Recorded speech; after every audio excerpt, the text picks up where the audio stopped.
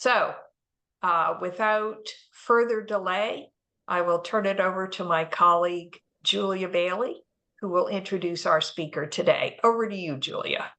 Thank you, Jean, and greetings, everyone. On behalf of the New England Rug Society, I'm pleased to introduce today's speaker, Kenneth Hayes. Kenneth lives in Sudbury, Canada, and is an independent architectural historian. His 2010 dissertation, written at Middle East Technical University, Ankara, concerned the emergence of a mosque type in Seljuk, Anatolia. He's also pursued a long-time interest in rugs, first speaking about them in 2007 at the 11th International Conference on Carpets, or ICOC, and again last June at the 15th ICOC, where he gave a preliminary version of this webinar presentation. Today, Kenneth will introduce us to a unique prayer rug, now in the Konya Ethnographic Museum. The rug was found in a 13th century Seljuk imperial tomb in Konya. Kenneth will relate its repeating, script-based design to Sufi practice and will link it to the circle of the great mystical poet, Rumi. So now, from wherever you are, please join Jean and me in welcoming our speaker, Kenneth Hayes. Over to you, Kenneth. Thank you, Julia, and thank you, Jean and the New England Rug Society for this opportunity to present these thoughts about a rug that has occupied my interest for a very long time now. The one you see here on the title page. The prayer rug of the Seljuk era has been a long-standing mystery. Carpet historians generally agree that a small number of carpets and rug fragments, the ones that you see here, discovered in the early 20th century in mosques in the Seljuk capital city of Konya and in nearby Beyşehir, date prior to the dissolution of the Seljuk Empire in 1308, after a very long period of decline. This so-called Seljuk group, also known as the Konya group of carpets, does not, however, include any rug that is recognizable by either size or specific design features as having been made specially as a prayer rug, or sejade. This gap in the historical record is generally accepted as a regrettable loss, but I believe that the search for early Turkish carpets actually did turn up a Seljuk prayer rug, one that went unrecognized because it didn't conform to the prevailing and, may I say, rather narrow conception of Seljuk style that prevailed at the time. I will argue today that a unique Seljuk prayer rug, the one that I just showed, has been held in Konya museums for almost a century, hidden in plain sight. KEM 1089 and 90, as the rug is known, was discovered in 1928 among numerous other carpets of varied ages stored in the Seljuk dynastic tomb, as you see here, which stands in the courtyard of the Aladdin Jami on the Citadel Hill in Konya. Two small fragments that were discovered at the same time had all the obvious stylistic markers of Seljuk carpets, and they were quickly taken to Istanbul. 1089, on the other hand, entered the recently founded Mevlana Museum and was moved to the Konya Ethnographic Museum in 1975. Despite the rug's impeccable provenance and its exceptional appearance, it has been ignored by all the standard histories of early Turkish rugs. The museum's newly published catalog dates it to the 17th century, as you can see here. But I think the rug probably originated in the first half of the 13th century, making it possibly the sole surviving exemplar of a Seljuk prayer rug. I examined the rug's dating and origins from an art historical perspective at the 15th ICOC, International Conference on Oriental Carpets, in Istanbul last June. Today's discussion is on a related but different topic. It will focus on the rug's cultural context and meaning. I'll start by closely describing 1089, as I shall call it hereafter. The rug is a normal size for individual worship, measuring 82 by 169 centimeters. It is torn across its narrowest point, hence the museum's 2 accession numbers, but the pieces fit neatly together. The rug's upper left quadrant is lost, but bits of selvage remain on its right-hand side, as do short lengths of border at both narrow ends, proving that it is otherwise intact. Like other Seljuk carpets, the warp is twined white and brown S2Z wool. A single shot of red dyed, single strand Z-spun weft runs between the rows of knots. The knots are symmetrical and somewhat finer than those of the large Seljuk carpets. The heavy wear reveals a ribbed pattern that might be due to offsetting in the warps, but the rug should be examined by a qualified textile conservator before more is said about technique. The rug, seen here in a Photoshop reconstruction, has a rich terracotta colored ground structured by a ladder-like pattern of wide light brown lines comprised of small blue squares, each of which is inscribed with a tiny red figure that I will discuss presently. The ladder's blue on brown side rails run the carpet's length in the standard location for conventional minor or guard borders, as they're usually called. But the terracotta ground, as you can see here, continues somewhat beyond them by 6 knots and 4 knots at the top and bottom. So the ladder is clearly not some type of border. 5 gridded lines branch like rungs from the upright rails at carefully modulated intervals, ones that aren't readily noticeable at first. They project onto the field from each side before turning abruptly upward. A few squares short of intersecting the rung above, the lines begin to offset up and towards the rug's center, forming stepped chevrons.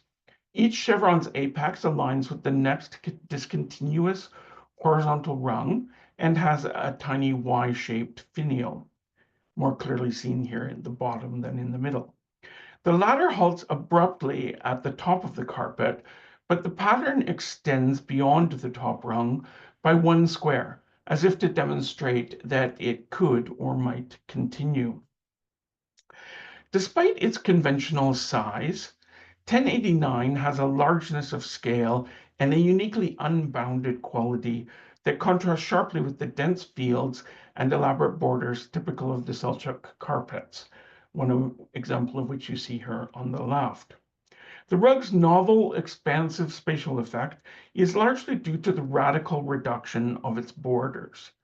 The rug's only border is a row of interlocking Y shapes in brown and white. It is just 8 knots wide where it abuts the selvage and only 6 knots wide on the short ends of the rug. A similar border frequently appeared on Anatolian monuments. Sorry, I'll go back. I zipped one too far ahead. On these monuments, you can see a rather early and a somewhat later example of a mosque and a tomb that both have this Y-shaped border. My discussion in Istanbul had much more of this sort of evidence, but I'll focus on the context of the rug. The rug has an additional row of small variegated chevrons on each of the narrow ends. These chevrons are worth noting because they may well be the earliest surviving example of the row of pentagonal shapes that is often seen on carpets from Konya. It's one of their most characteristic features. The rug has only one secondary feature, a bilaterally symmetrical hexagon that appears in each of 1089's dozen loosely linked compartments. The hexagons have a central band of overlapping Z forms with triangles above and below it. The triangles are capped with bold parallelograms, and each end of the hexagon is finished with a triangular fringed pendant. The lateral hexagons have small protrusions at intervals around their perimeter, but the central hexagons are smooth-edged. 5 types of much smaller motifs surround the hexagons in the manner of a nimbus or aureole.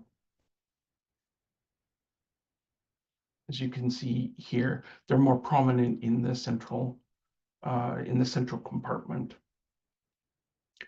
1089 has other novel details worth examining, but at this point, I think it is more instructive to venture an interpretation. The red figure in the blue squares strikes me as the key. This miniature motif is clearly related to the small pseudo-Kufic devices that decorate the guard borders of several other Seljuk carpets. You can see 3 examples here. This example, though, has been reduced to the minimum size that can maintain the essential shape. It matches almost exactly to a small rug fragment found at Fostat, the garbage dumps of Cairo, medieval Cairo, and held in the National Museum of Sweden. You can see this very interesting fragment. It has a less elaborate border and, in fact, alternates the color of the device and the ground in order to create the separation that in 1089 is maintained by the rather elaborate dotted border. Despite their small size, 1089's red linear motifs are instantly recognizable as letter forms because they display the distinctive triangular terminus known as the Kufic hook or horn. Strictly speaking, the motif's basic form is legible, but it is clearly significant and calls to be deciphered. It consists of 2 conjoined letters with upright strokes. Alif and Lam are the only Arabic letters with pure uprights, but in the initial position, Alif never connects with other letters, and the combination La, meaning giving us the word no, has a special form of ligature. Neither word resembles the mark on the rug, nor is there an obvious reason to declare them so emphatically here. In this context, I think the motif is likely a pair of lam, and it stands as a cipher for the word Allah.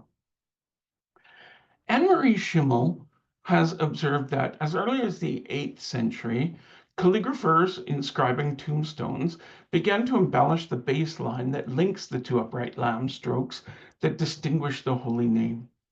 This arbitrary flourish, popularly called a musanam due to its resemblance to a camel's hump, does not have any lexical value, but it bound the letters together into a recognizable ensemble, one that was coherent enough to stand alone as a conventional decorative unit.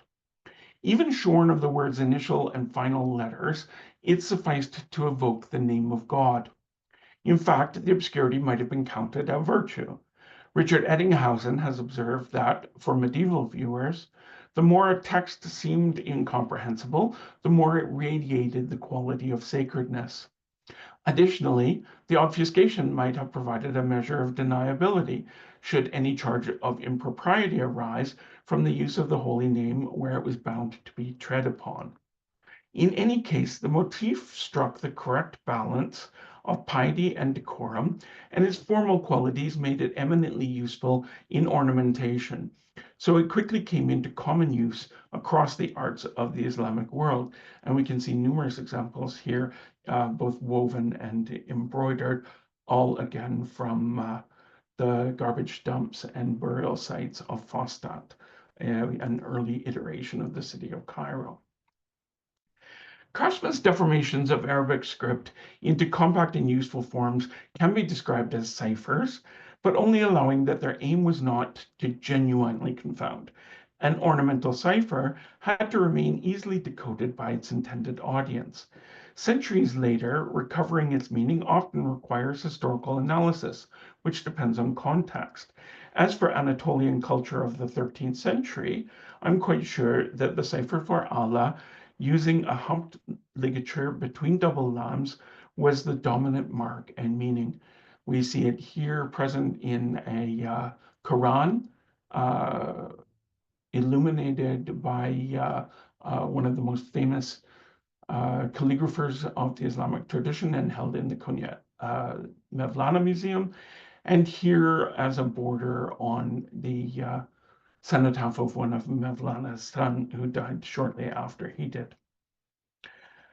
I called the small red cipher a key to interpreting 1089 because it appears to be the basis of the rug's larger composition. As I understand it, the tiny figure with its parallel uprights and undulating base was reproduced at a scale that spans the rug's width. It was stacked in ranks to fill its length, and the whole fused into the vaguely architectural form that I have described as ladder-like. The weaver then superscribed the large cipher with a miniature version of itself, although the suggestion of sequential operations here is not quite accurate, as we shall see. Instead of producing the typical form of calligram in which an image is made out of text, this is a hypothetical construction of the possible mode of composition of the carpet. Instead of producing the typical form of calligram, which we see here, in which an image is made out of text, this design assembled a grand self-referential image of the ultimate signifier, the name of God. It shows us the very special case of writing made of writing. 1089 here appears to have been ingeniously conceived as an exercise in the reciprocal similarity of micro and macro scales. In medieval Islamic mysticism, the idea of the coincidence of opposites, in this case large and small, was called Jam al-Adad, and it was so prevalent that it can be said to have constituted a sensibility or even a habit of mind. In contemporary Western thought, this phenomena is generally called self-similarity, and attention to it has greatly increased since the idea of fractals emerged in early 20th century mathematics. In fact, the internet has fueled interest in new forms of self-similarity, as witnessed, for example, in the wide circulation of this bird made of birds meme, which actually originated in Sufi poetry not long before the carpet was made. I will turn now to the cultural world of 1089. Setting aside for the moment the fact that the rug was found in the Seljuk imperial tomb, I will propose a strictly Sufi interpretation of 1089, one which relates it to the religious movement centered on the great mystical poet Rumi, who lived in Konya through the middle half of the 13th century, arriving roughly in 1288 and dying in 1273. This interpretation draws largely on the copious reports of Rumi and his circle that was assembled nearly a century later by Shams al-Din Aflaki in the mid-14th century under the title Manaqib al-Refin, or The Feats of the Knowers of God. Read critically, this hagiographic text, telling tales of saints, provides valuable insights into the spiritual and artistic context of 1089. There is an important passage in the Feats that supports an analogy between the insistent repetition of the rug cipher and the spiritual practice of dhikr. Dhikr is the Arabic word for remembrance. It is one of the fundamental religious obligations in Islam, and Sufis cultivated it as a devotional practice, often reciting brief mantra-like prayers hundreds and even thousands of times. To give just one example, Sadruddin Konevi, another great Sufi who lived in Konya at the same time as Rumi, left a will specifying that the confession of faith, the Shahada, be recited 70,000 times at his funeral. Aflaki reports an odd interrogation on this topic by one of Rumi's most powerful supporters, who asked, "What is Khodavendigar?" That's another honorific name for Rumi. "What is his way of performing the dhikr?" Rumi replied, "Our dhikr formula is Allah, Allah, Allah, because we are partisans of Allah. We come from Allah, and unto him we shall return." Sorry, I'll just return to that. I'm sure I don't need to point out how closely the Mevlevi dhikr resembles the insistent repetition of the Allah cipher on 1089. The rug is the visual equivalent of the chant Allah, Allah, Allah. It presents 202 iterations of the miniature cipher to approximate the constant remembrance of God's name and continual invocation of his divine presence. The relationship between the Allah cipher and Rumi's form of dhikr is patent, but the account takes a further revealing turn in the appended couplet. Rumi says, I have cleared away the two worlds from my side. Like the Ha, I sit at the side of the Lam in Allah. In these lines, Rumi declares his personal identification with the holy name he claimed as his dhikr. In a striking image, he figuratively inscribes himself in the holy name as its concluding letter, content to absorb the presence of the final Lam. The image invites us to imagine the name of Allah enlarged to the scale of the human body, or conversely, a body reduced to the scale of a written letter. The person worshipping on 1089 would have acutely experienced this profound dichotomy of scale.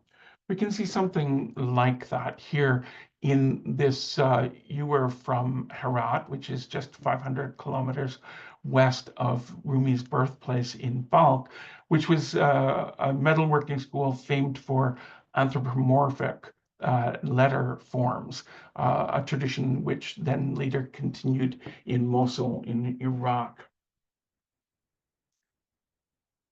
I will continue with this passage from the Feats because I suspect that its interpretive potential is not yet exhausted. In the following report, Rumi returns to the theme of the Mevlevi dhikr to assert that his austerely exalted dhikr had a continuous and sustained lineage, or silsila, as it is known in Arabic. He said, likewise, my father, Baha al-Din Valad, continually heard from Allah, spoke on Allah's behalf, and recollected Allah.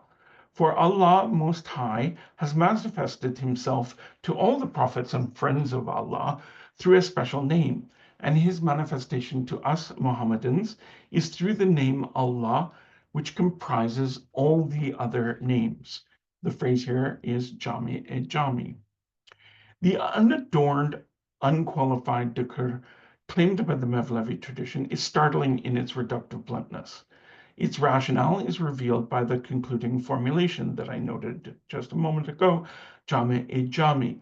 It takes a form that is found throughout Islamic religious writing, but one that takes a particular meaning in relation to 1089.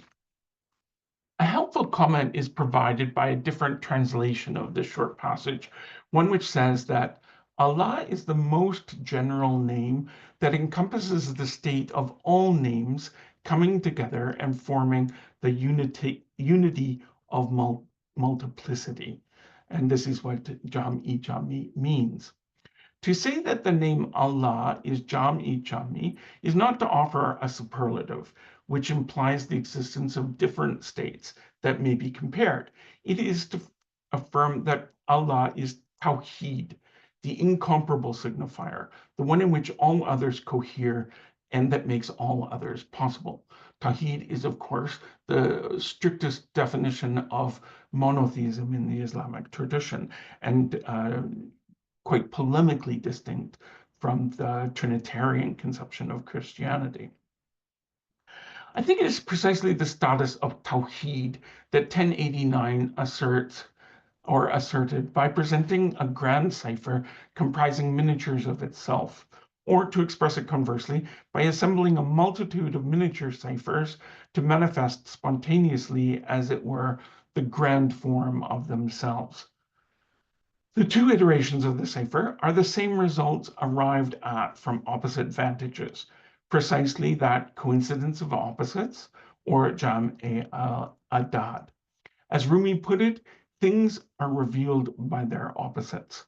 This is why I said earlier that it is incorrect to think of the design as a sequence of operations. The rug's reciprocal ciphers are coeval, a single thought revealed in an illuminating flash. And of course, in some sense, if you imagine the way that a carpet is made, like sort of like a dot matrix printer of knots, these things are not superimposed. They all come together in one continuous process, quite unlike calligraphy, for example. This important passage concludes with a touchingly simple report of Rumi's faith and practice that I think is worth quoting.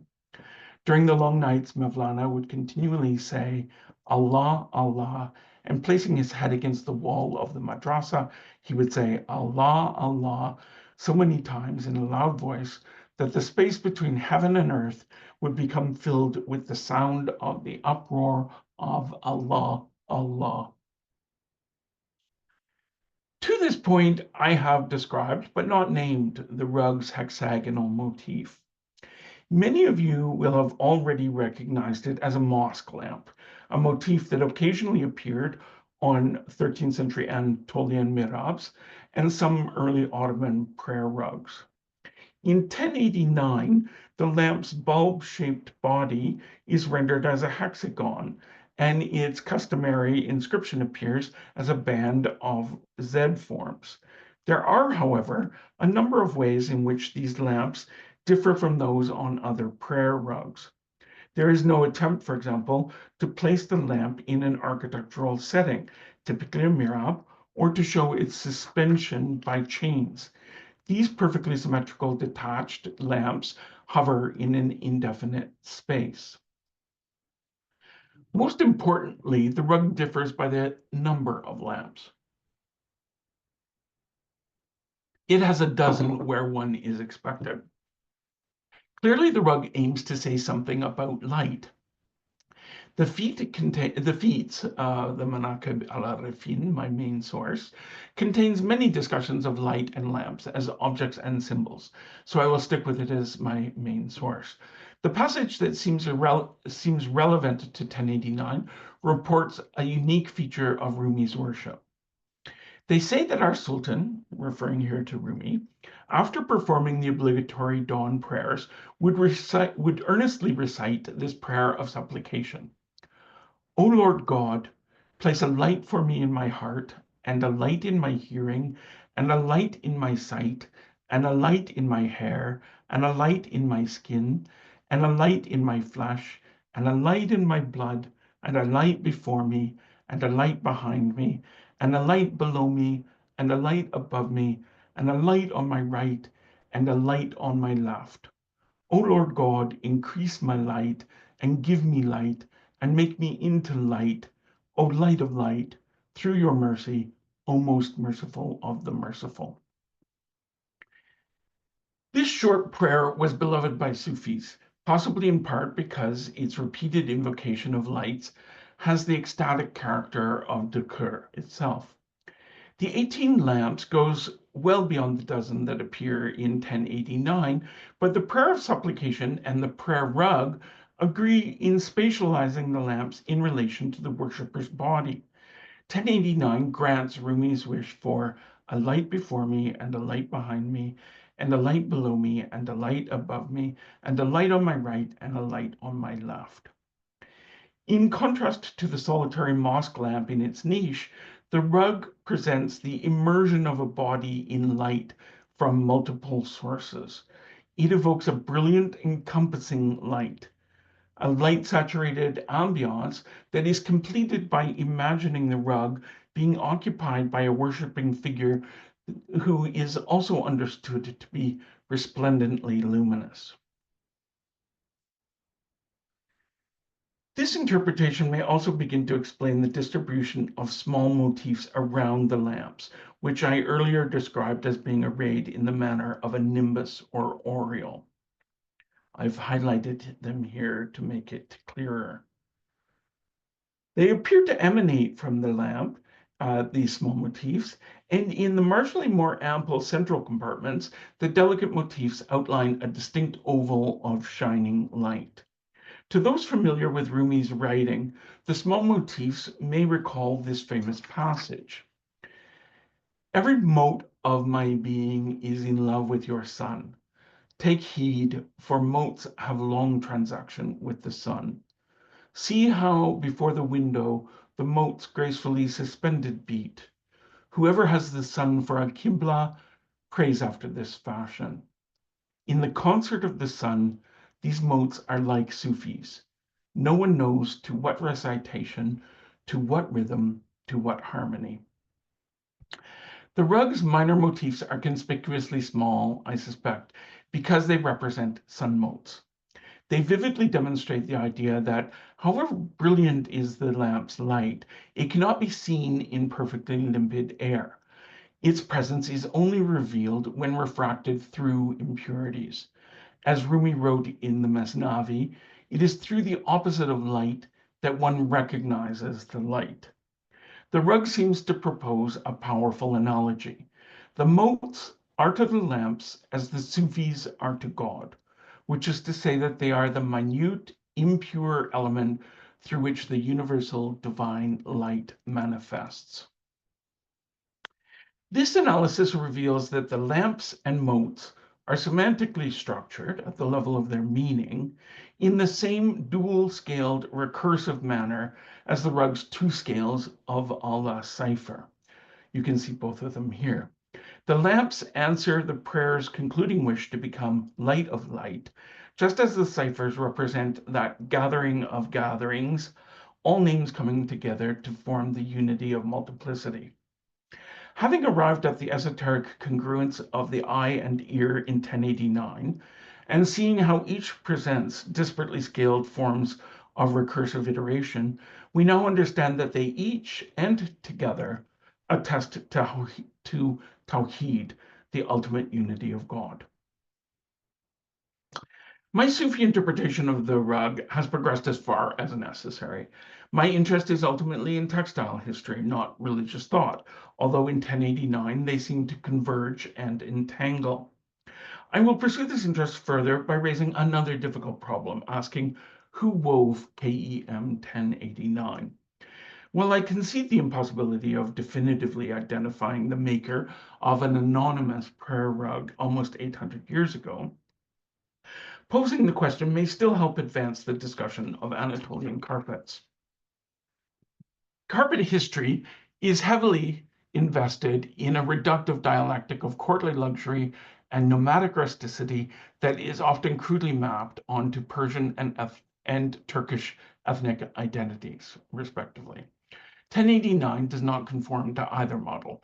The rug is evidently not nomadic. It displays scrupulously planned hierarchical distinctions that are essentially different from the spontaneous choices and design errors that often give village rugs their charm. On the other hand, the material evidence and design distinguishes it from courtly production. Prayer rugs do not require huge looms and masses of dye stuff and wool, nor do they command the sheer quantity of labor consumed by the rugs made for the new or expanded mosques in Konya and Beşehir. The largest of those rugs had an area of almost 15 square meters or 150 square feet. Prayer rugs can be made by an individual in a small room. Furthermore, the design does not develop, as would be the case in an atelier, in a self-evident manner based on a traditional pattern that multiple hands could execute by rote. It is much more nuanced and, as far as we know, quite original. Finally, there is the fact that the carpet was not bound by the conventions of rug design observed by all other Konya Seljuk carpets, as displayed in the unprecedented priority placed on its field and corresponding diminution of its borders. I've put that in statistical terms in this slide. This suggests that the weaver operated at some remove, possibly even at a critical distance, from the rug-making industry as it was then constituted. 1089 claims, and perhaps argues for, a greater degree of personal artistic freedom and self-determination in cultural production than allowed by the courtly mode of production. The rug's novelty was not a small matter in a culture that looked on innovation with general disapproval. The rug's patronage could have been in the nature of an elite private commission, but it was more likely the work of an autonomous artisan practicing outside of, or even in opposition to, the dictates of the court and the market. It is notable that its essential character is religious, not decorative. Even in its time, 1089 was probably regarded as something unique. The term is harika, often still used by carpet dealers, and I believe it was probably looked upon with approval and appreciation in the intimate Sufi circles for which it was crafted. Once again, a reading of the feats supplies the context for this hypothesis. Rumi was a strong advocate of the Sufis pursuing a trade, and the names of his followers often conclude with nisbas, denoting modest trades such as butcher, baker, tanner, furrier, cotton dealer, carpenter, and painter. Aflaki names one person in Rumi's inner circle whose nisba proclaims his professional identity as a weaver, a Sheikh Hajaji Nasaj. In Aflaki's reports, Hajaji Nasaj is praised as an early and intimate companion of Rumi's father, Baha al-Din Walad. He is said to have emigrated with him from Balkh in 1214 and accompanied him on the Hajj after departing from Baghdad. He was in Baha al-Din's retinue when they briefly settled in Akshehir. He was there when they relocated to Caravan for 7 years, and when the itinerant troop finally arrived in Konya around 1228. Aflaki continues by reporting that after the death of Baha Evalad in 1223, Sheikh Hajaji Nasaj became engaged in weaving. Hajaji Nasaj is credited with maintaining an extremely frugal lifestyle full of pious austerity. He is said to have purchased the bread of the poor and eaten only that. And Aflaki states what he obtained through his illicit earnings, he would save up until he had a sum of 200 or 300 coins. This he would bring and pour into the blessed shoes of Mevlana, and as long as he continued to live, he devoted himself to this service. Of course, medieval hagiography has its limits. It tells us that Hajaji Nasaj once hallucinated, quite extremely, while on hashish, but does not specify material details, the ones that we want to know, such as the type of weaving he practiced. The sources give just enough information to identify Hajaji as the person with the requisite craft practice, the necessary cultural background, and through his long association with Rumi's father, Baha al-Din, the esoteric knowledge,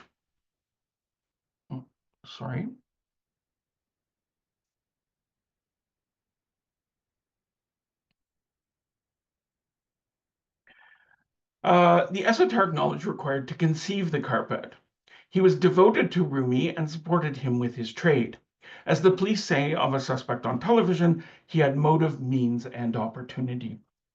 Sheikh Hajaji Nasaj's scant biographical details support the proposition that a prayer rug, the prayer rug, the one that I'm discussing, was made by a method of craft production entirely contained by a community and economy within a religious organization or tariqa, one that understood, respected, and benefited from the pious intentions of this form of production.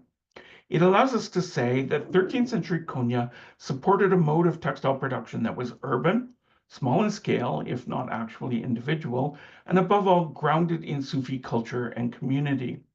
This hypothesized Sufi mode of production combined economy of means with the erudite, even abstruse conceptions of a free craftsman who was a Sufi sheikh. Rumi defended the practitioners of textile trades like wool carding and weaving as a point of pride because it was at the very origins and center of his tariqa, or movement.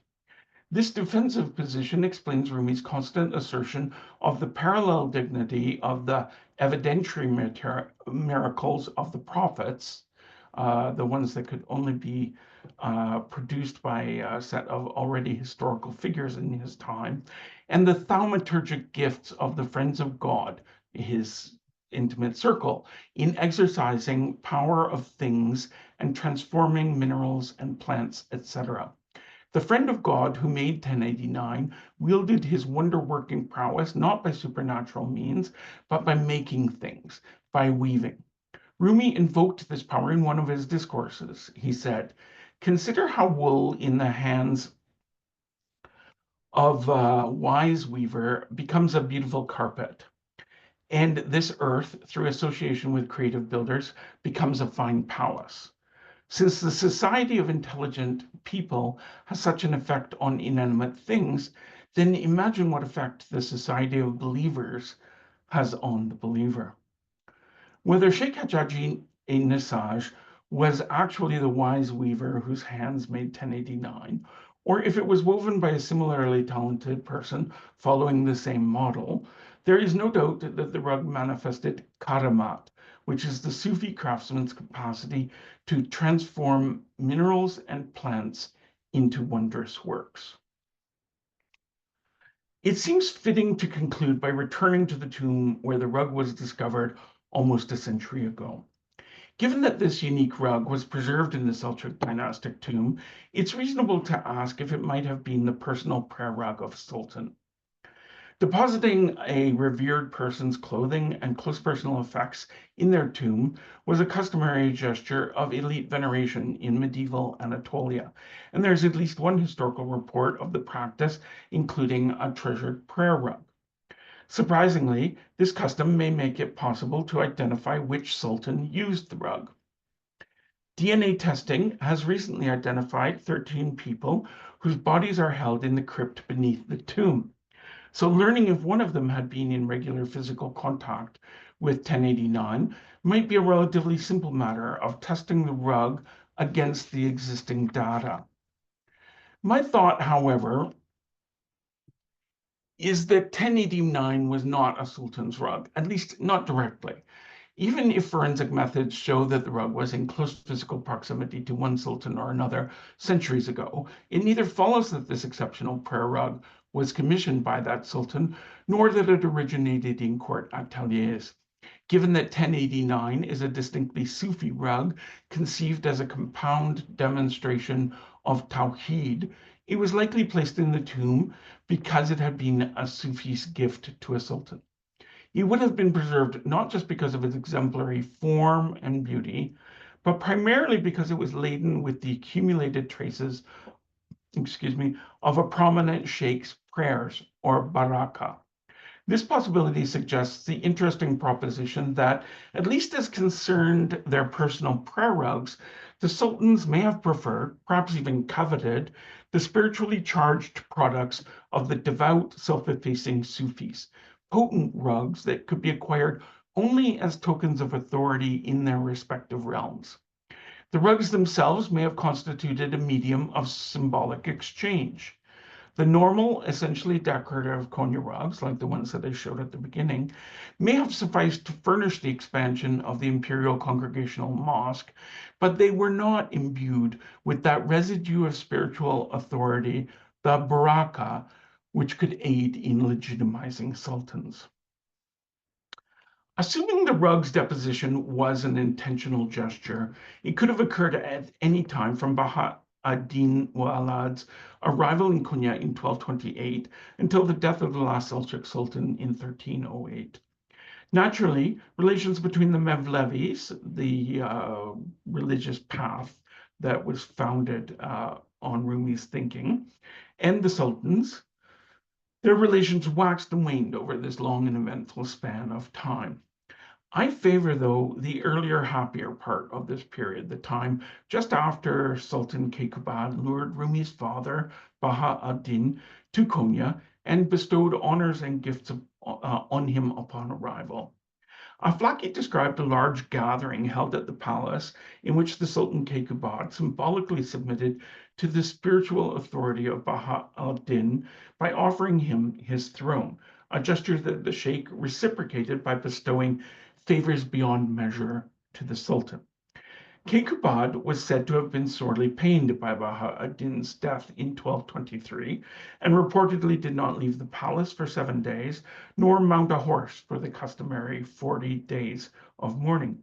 It is also said that, descending from the throne and sitting on a mat, he undertook the rites of mourning. The Quran was recited in full in the not yet enlarged congregational mosque on the Citadel Hill. A great banquet was held, and the Sultan decreed additional honors for Baha ad-Din, including the order to surround his blessed tomb by the precinct where the Mevlevi shrine stands today. In all this commemoration, my attention is caught by the almost incidental mention of a mat. I wonder, could that mat have been KEM 1089? For all its brevity, the passage both contrasts the lowly mat with the lofty throne in a way that underscores their reciprocity and pointedly recalls the Sultan's earlier submission to the Sheikh. This symbolic inversion of thrones signifies the dialogue of religious and secular power relations, which continued to flow through artifacts after death. I realize that this speculative attribution associates the rug with the so-called golden era of the Seljuks, but I readily admit that the rug could have been moved at some later date, even a much later date, by persons unknown and with less elevated intentions. It could, for example, have been removed from the mosque in some cleaning campaign and stored in the adjacent tomb for convenient safekeeping. Clearly, something of the sort happened with the rugs of obviously later date found in the tomb. A forensic and carbon-14 examination might sort out this matter, but in the final instance, 1089 is compelling, not due to a possible association with some great figure from the high point of the Seljuks, but because it achieved a profound artistic and spiritual synthesis.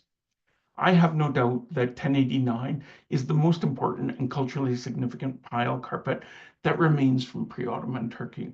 It introduced powerful ideas that sustained the attention of Anatolian weavers for centuries in carpets like these, and provided the foundation for the Turkish prayer rug tradition. The circumstances and intentions of 1089's deposition will never be known with certainty. All that remains is the bare fact that a decision was taken to preserve the rug in the Seljuk tomb. We know through Aflaki that Rumi endorsed the lofty customary practice of delivering gifts such as lamps and old garments to tombs.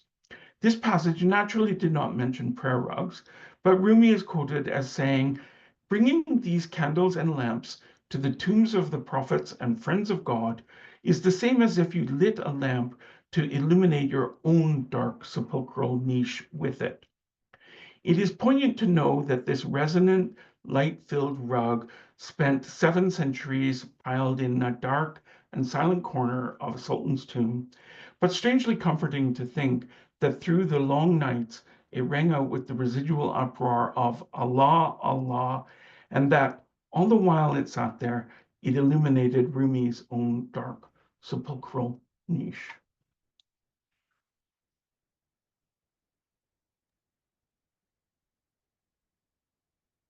Thank you very much, Kenneth. That was a fascinating webinar. One of the most interesting things about hosting these webinars with Julia Bailey is getting to practice and listen to them multiple times.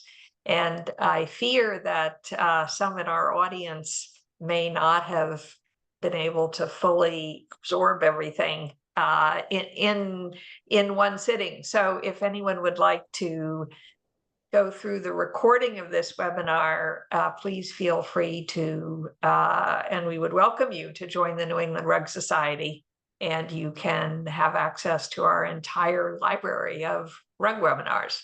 So, on to some questions. One question, Kenneth, you pointed out the presence of lappets in yastiks. And yes, on the upper end of this particular rug, indeed, I chose a yastik to hang behind me that had some nice lappets. But you didn't comment further on lappets, including their use in this esteemed rug. And do you have any other comments to share about lappets? Oh, I certainly do, of course. Lappets are known by a number of different names. Tabs, lappets, and merlons are the most common. The merlon name comes from its resemblance to a kind of defensive structure used on the top of city walls, and that takes roughly the form of these chevrons or pentagons. And it also appears as a decorative motif at the top of mihrabs in Anatolia. But I think in general, the most likely source for any textile motif is excuse me, another textile motif. And I had a slide full of images of tabs from the Newbury collection at the Ashmolean Museum. And if you go through that very, very illuminating website, I found quite readily 15 different embroideries that had the same motif, and 35 textiles, printed textiles produced in India for consumption in Egypt that also show tabs. So I think it's perfectly clear that this is an imitation of a motif that is found on the edges of pillowcases, at the ends of flags, and in other appropriate locations, which took on an independent life as a decorative motif itself. And you can see Thank you. amazing variations of the motif.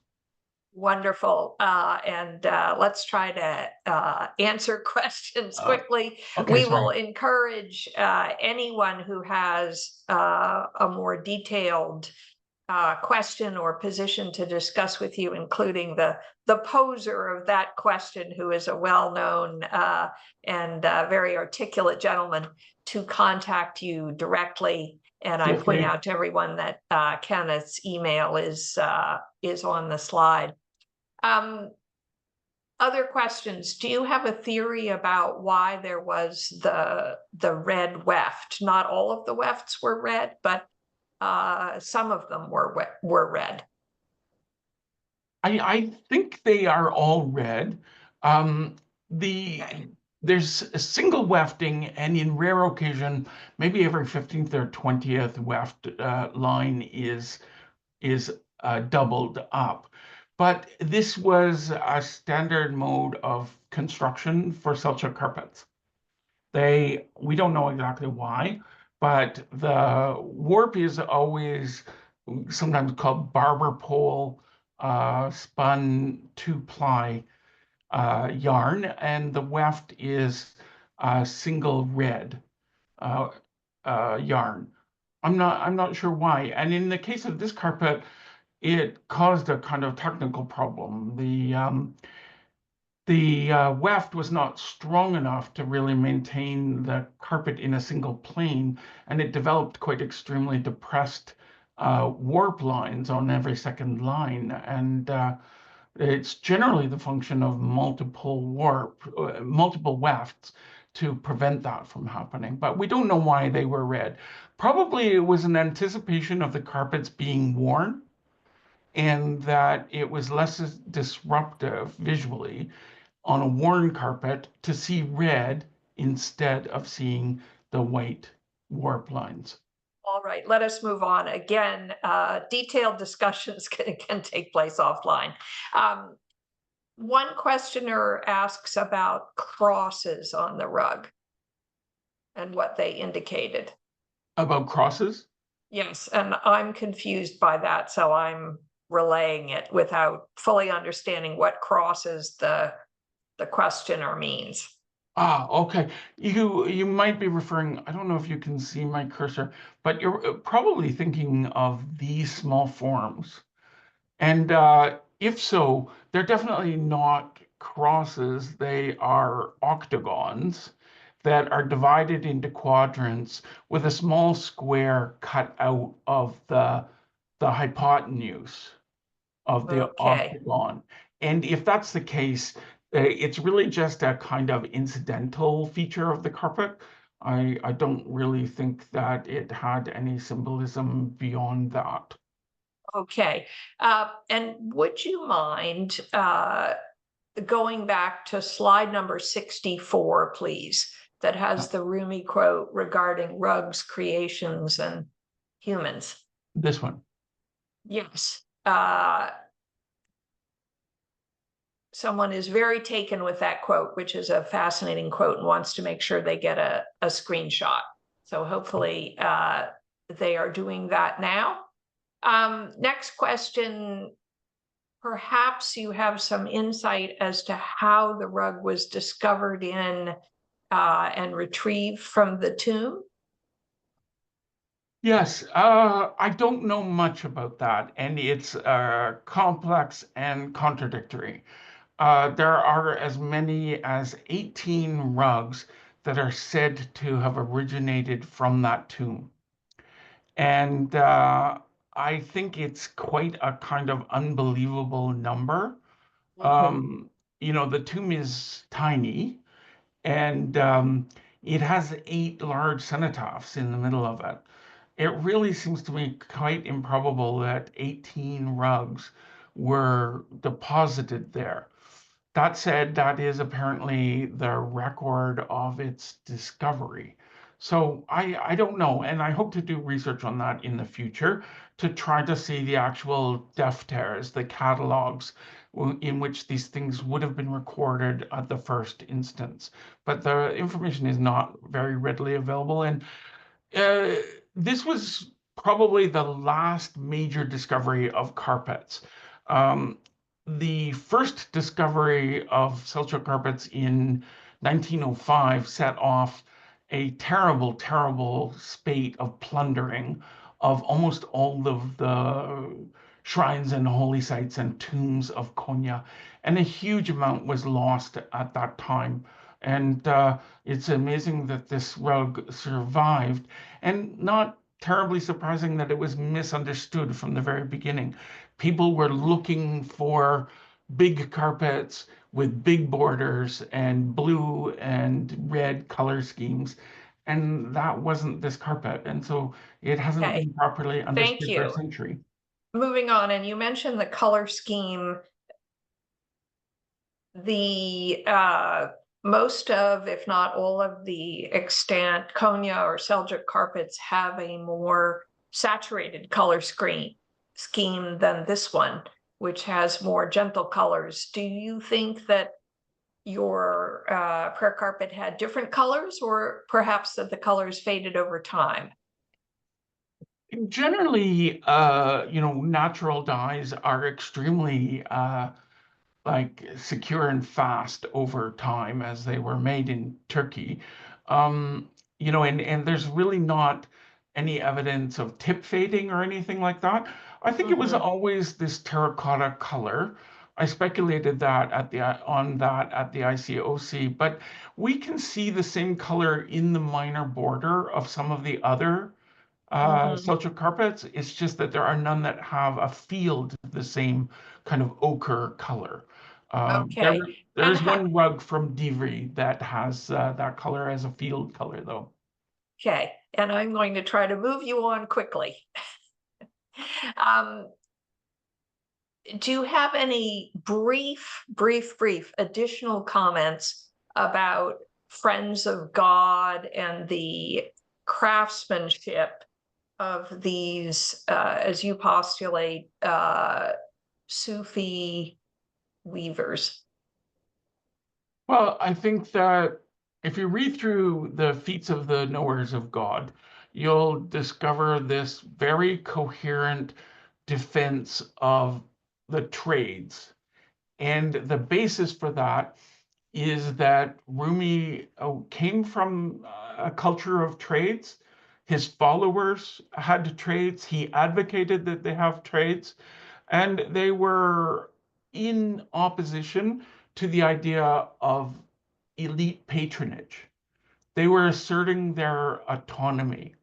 And that's true throughout the discourses, the Fihi Mafihi, and through the Mesnavi, and in the Manaqib al-Arifin, the feats of the knowers of God. Their feats included and maybe primarily involved the making of things. Interesting. And I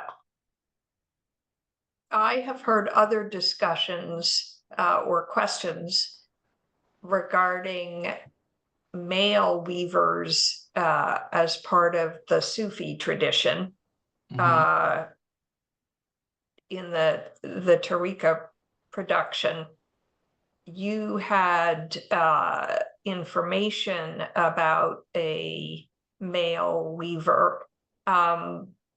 Would you care to comment further on whether the Sufi rugs, other than this particular prayer rug, were woven by men?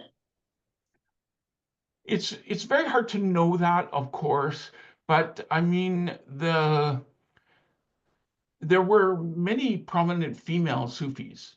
It wasn't gender exclusive by any means. So the example that I've given of this hypothetical Sufi mode of production does not exclude women being Sufis and practicing in exactly this same way. That said, this culture originated in Central Asia, in kind of southeastern part of Iran on the border of Afghanistan, and there men were the traditional weavers. The Sufi tradition is kind of studded through with occasional references to Sufis who were weavers. None of those are women, but the Sufi orders did not exclude women, and Mevlana's order in particular was extremely accommodating to women that wanted to follow a spiritual path. Thank you. Has this rug been carbon dated, and is it possible to have it carbon dated if it hasn't been, and to get a very detailed structural analysis? I would definitely like to see all of those things happen. DNA testing. Now that we have the difficult part done, we know all of the Sultan's DNA profiles. It could be possible to establish that it had some direct connection to one of them. And certainly carbon-14 dating, which is minimally invasive, could be undertaken. And it urgently needs, as all the Seljuk carpets do, a thorough technical examination by somebody as qualified as could possibly be. I'm certainly not one to be making pronouncements about the structure of carpets. Would you mind advancing again to your last slide? You invited people who were interested in supporting the conservation and remounting of this extraordinary carpet to contact you. And here is your email, hayeskenneth@gmail.com. So please, anyone who would like to support conservation of this carpet or find out more or discuss the details with our wonderful speaker, Kenneth Hayes, please note his email and feel free to contact him. And I'm sure he will be happy to opine on whether he thinks that the museum would do that in a responsible way as per the question and comment about that. Again, thank you very much to our speaker. Thank you to our audience for your questions, for your attention. Our large global audiences make these webinars and make it such a pleasure for our speakers to speak. And on behalf of Julia Bailey and myself, again, thank you to Kenneth, thank you to our audience. Those of you in our audience may want to join our next webinar on February 1st. Again, it will be a Saturday, and we will be joined by Textile Museum Associates of Southern California, Sherry Hunter, for our last webinar of the season featuring Paula Krugmeyer talking about silk textiles of the Levant. So everyone who has watched this webinar or signed up will be receiving an invitation to the next one. Again, thank you, Kenneth. Thank you, everybody, and goodbye. You're welcome. Thank you. Bye-bye.